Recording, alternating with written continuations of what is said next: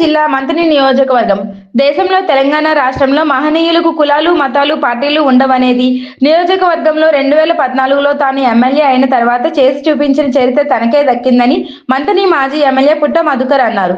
దేశ మాజీ ఉప ప్రధాని స్వర్గీయ బాబు జగజీవన్ రామ్ జయంతిని పురస్కరించుకుని మంథని పట్టణంలోని జగజీవన్ రామ్ విగ్రహానికి ఆయన పూలమాల వేసి నివాళులు అర్పించారు.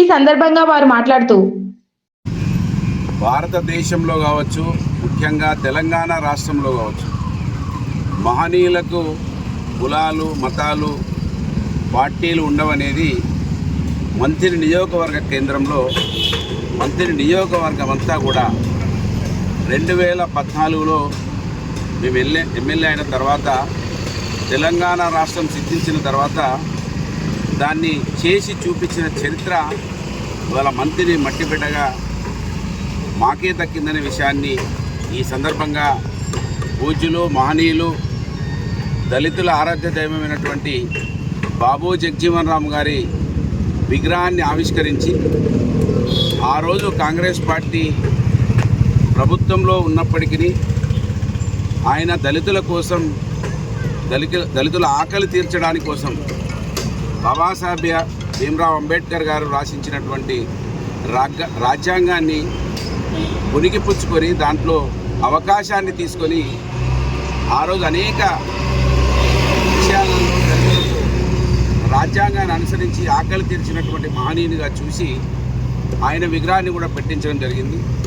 అంతేకాకుండా పివి నరసింహరావు గారి విగ్రహాన్ని కూడా ఇక్కడ కాంస్య విగ్రహాన్ని పెట్టేయడం జరిగింది.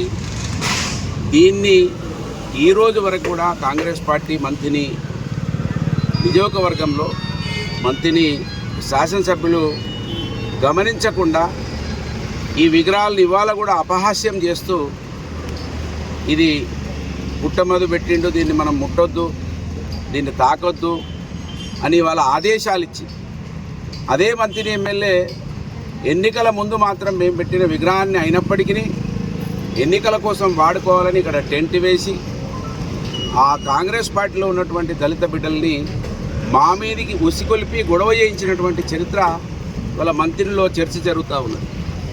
మేము పెట్టిన విగ్రహాలు ముట్టకండి మీరు, కానీ మీరైనా పెట్టేయండి విగ్రహాలు.